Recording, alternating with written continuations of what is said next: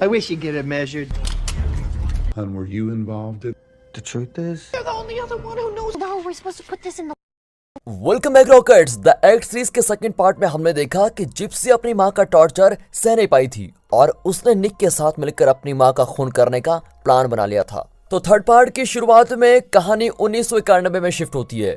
लाउसियाना के एक छोटे टाउन में डीडी एक हॉस्पिटल में अपनी बेटी जिप्सी को जन्म दे रही है। डॉक्टर्स बताते हैं कि अम्बिलिकल कॉर्ड में कोई प्रॉब्लम है, लेकिन फिर वे उसको काट देते हैं और एक सेकंड बाद बच्ची रोने लग जाती है। फिर डॉक्टर डीडी को बताते हैं तुम्हारी बेटी जिंदा है और एकदम हेल्दी है। I wish you'd get it measured. And were you involved in? the truth is, You're the only other one who knows. No, we're supposed to put this in the. Welcome back rockets. The act series के second part में हमने देखा कि Gypsy अपनी मां का torture सह नहीं पाई थी और उसने निक के साथ मिलकर अपनी मां का खून करने का प्लान बना लिया था। तो थर्ड पार्ट की शुरुआत में कहानी 1991 में शिफ्ट होती है।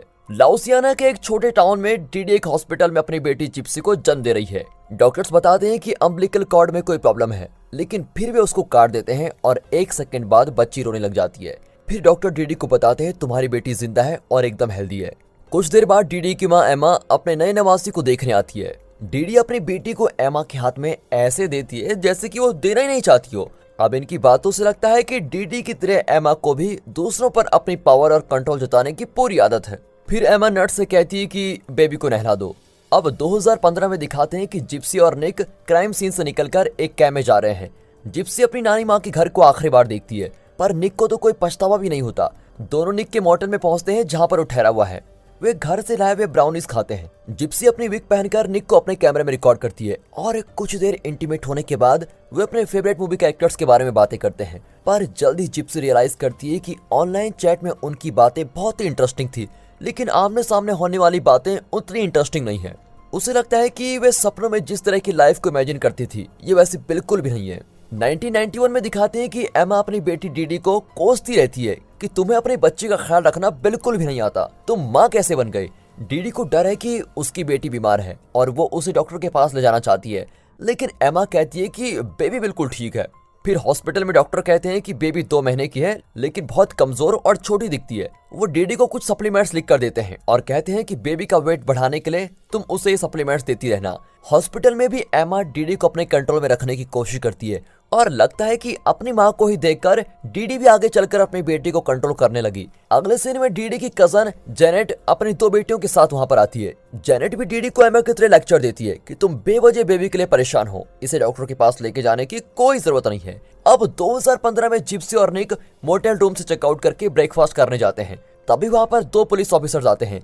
जिप्सी घबराकर कहती है कि वो चाकू तो अभी भी हमारे पास है, पर निक कहता है कि वो मैं संभाल लूंगा, तुम टेंशन मत लो। लेकिन जिप्सी बहुत नर्वस होती है और तब उसके एंग्जाइटी पिल्स नीचे गिर जाते हैं। एक पुलिस ऑफिसर उसे उठाकर जिप्सी को लौटाता है, लेकिन खुशकिस्मती से वो ये नहीं देखता कि उस बोतल पर क्लाउडिन बैंकचार्ड का नाम लिखा हुआ है, जो कि डीडी का असली नाम है। उनके जाने के बाद वे चाकू को निक के एड्रेस पर मेल कर देते हैं जो विस्कॉसिन में है। उनका आइडिया है कि इस तरह से वे बस स्टैंड पर सिक्योरिटी से बच जाएंगे और विस्कॉसिन पहुंचकर चाकू को कहीं डिस्पोज कर देंगे।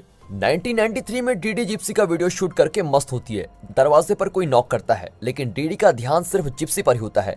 दरअसल पुलिस उसे चेक फ्रॉड केस में अरेस्ट करने आई होती है। इतने में एमा जिप्सी को वहां लेने आती है जहां डीडी को अरेस्ट किया जाता है। डीडी रोती है कि मेरी बेटी को अंदर ले आओ, मैं नहीं चाहती कि वो मुझे क्रिमिनल समझे। कोर्ट में डीडी को 6 महीने की सजा दी जाती है। वो अपनी बेटी को अपने हाथ में लेना चाहती है, लेकिन एमा देने से मना कर देती है। अब डीडी रोने लगती है कि तुम कम से कम मेरी बेल के पैसे तो इकट्ठा कर ही सकती हो। जाते जाते वो अपनी माँ से जिप्सी को दवाइयां देने और उसका ख्याल रखने को कहती है। अब प्रेजेंट में जिप्सी और निक बस स्टैंड पर पहुंचते हैं, लेकिन लगता है निक ने जिप्सी के लिए टिकट बुक ही नहीं किया है। उस बस में एक्स्ट्रा सीट नहीं होती, इसलिए वे 2 दिन बाद किसी दूसरी बस में 2 टिकट्स बुक करते हैं। 1993 में 4 महीने बाद डीडी को रिलीज कर दिया गया है। वो घर लौटती है तो जिप्सी उसको पहचान नहीं पाती और रोने लग जाती है। डीडी अपनी माँ को डांटती है कि ये जिप्सी के सोने का वक्त है और तुम उसको बाहर खेलने दे रही हो। इस पर एमा कहती है कि कम से कम मेरे साथ वो खुश तो है। डीडी कहती है कि मेरी बच्ची बीमार है और तुम ये एक्सेप्ट नहीं करना चाहती क्योंकि तुम हमेशा ये प्रूव करना चाहती हो कि तुम मुझसे बेहतर माँ हो। तुम जिंदगी भर मुझे नीचा दिखाती रही हो। अब इस पर एमा हंसकर कहती है कि उस दिन पुलिस वालों से मैं कह सकती थी कि तुम घर पर नहीं हो, लेकिन मैंने ऐसा नहीं किया क्योंकि मैं तुम्हें सबक सिखाना चाहती थी। उसकी बातें डीडी को बहुत हर्ट करती हैं। प्रेजेंट में दिखाते हैं तो दोनों मोटेल में लौट आए हैं। निक कोई वायलेंट मूवी एंजॉय कर रहा होता है, लेकिन जिप्सी को अब ना तो उसका बिहेवियर अच्छा लगता है और ना ही उनके बीच का फिजिकल रिलेशनशिप। उसे लगता है कि उसने अपनी माँ से छुटकारा पाने के लिए गलत तरीका अपनाया है। ऊपर से निक के साथ भाग जाने का फैसला भी एकदम गलत था। निक बोरिंग ही नहीं बल्कि एक पागल है जिसे वायलेंस बहुत पसंद है। 1997 में एमा की सेहत बहुत खराब होने लग जाती है और वो हॉस्पिटल नहीं जाना चाहती। डीडी को उसकी बहुत फिक्र होने लग जाती है और बाद में डॉक्टर घर आकर उसको चेक करते हैं। वो बताते हैं कि एमा कुछ ही दिनों की मेहमान है। अगले सीन में एमा बड़ी मुश्किल से सांस ले पाती है। डीडी रोती हुई कहती है कि माँ, मैं तुमसे बहुत प्यार करती हूँ और मुझे पता है कि तुम हमेशा मेरी भलाई चाहती हो, लेकिन तब भी एमा उसे ताने देती है कि तुमने मेरा जीना मुश्किल कर दिया था। ये कहकर वो अपनी आखिरी सांस लेती है। अगले दिन जिप्सी अपने कजन के साथ ट्रैम्पोलाइन पर खेलती है। एक बार वो गलती से नीचे गिर जाती है और हिल भी नहीं पाती। अब डीडी घबराकर उसे हॉस्पिटल लेके जाती है। जब जिप्सी हॉस्पिटल से डिस्चार्ज होती है तो दिखाते हैं कि वो व्हीलचेयर पर बैठी है। डीडी कहती है कि जब तक तुम्हारे पैर स्ट्रांग नहीं हो जाते तब तक तुम व्हीलचेयर यूज करना, लेकिन जिप्सी के पैर बिल्कुल ठीक दिखते हैं। अब प्रेजेंट में जिप्सी और निक विस कजन पहुंच जाते हैं। निक की माँ कैथी उन्हें लेने आई होती है। फिर ड्राइव के दौरान कैथी और जिप्सी बातें करने लगती हैं। तब जिप्सी को पता चलता है कि निक ने अपनी फैमिली से ये कहा है कि जिप्सी और उसकी माँ बेगर हैं। कैथी जिप्सी से उसकी माँ के बारे में पूछती है और तब जिप्सी अपनी माँ के बारे में सोचने लग जाती है। अब यहाँ निक के घर पर जिप्सी कैथी के बॉयफ्रेंड वेन से मिलती है और फिर उनके घर को देखने लगती है। उसके सपनों के राजकुमार का घर वैसा नहीं होता जैसे उसने इमेजिन किया था। उनके फ्रिज में खाना भी नहीं होता और ना ही उनके घर में जरूरी मेडिसिन होती हैं। वो बहुत निराश हो जाती है। फिर निक उसको अपना कमरा दिखाता है जहाँ उसने अपनी चीजें कचड़े की तरफ फेंक रखी होती है। फिर जिप्सी और निक एक सुपरमार्केट में जाकर कुछ खाने की चीजें चुरा लेते हैं। कैथी बार बार जिप्सी को उसकी माँ की याद दिलाती रहती है। तंग आकर जिप्सी उठकर चली जाती है और कत्ल की उस रात के बारे में सोचने लगती है। निक उसके पीछे आ जाता है। जिप्सी उसे बताती है कि कुछ ऐसा करो जिससे पुलिस मेरी माँ की लाश को देख ले और समझे कि उसे किसी और ने मार डाला है। जब ये केस बंद हो जाएगा तो हम दोनों मेरी माँ के घर में रह सकेंगे। अब वे डीडी और जिप्सी के शेयर्ड फेसबुक अकाउंट पर एक मैसेज पोस्ट करते हैं ताकि उसे देखकर कोई डीडी के घर जाकर उसकी लाश को देख ले। फिर वे मिलकर खूनी की तरह एक पोस्ट डालते हैं। अगले सीन में लेसी काम से थकी हुई घर लौटती है। वो इस फेसबुक पोस्ट को देखकर तुरंत अपनी माँ को बुलाती है। यहाँ निक और जिप्सी को लगता है कि बहुत कम लोगों ने पोस्ट देखा है। वे लोगों का ध्यान आकर्षित करने के लिए दूसरा पोस्ट डालते हैं कि खूनी ने डीडी का खून करने से पहले उसकी बेटी को रेप भी किया था, लेकिन जल्दी जल्दी में वे लैपटॉप का लोकेशन ऑफ करना भूल ही जाते हैं। यहाँ मैल और लेसी डीडी के घर जाकर उसको आवाज देती हैं, लेकिन अंदर से कोई रिस्पॉन्स नहीं आता।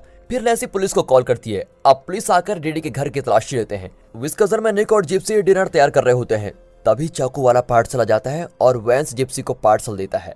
अब जिप्सी घबरा जाती है और तुरंत उसे डिस्पोज करना चाहती है, पर निक एकदम कूल होकर कहता है कि अभी बाहर बहुत अंधेरा है। अब जिप्सी को लगता है कि ये तो बिल्कुल निकम्मा है। फिर वो उसे याद दिलाती है कि इस चाकू के रहते हम कभी खुश नहीं रह पाएंगे।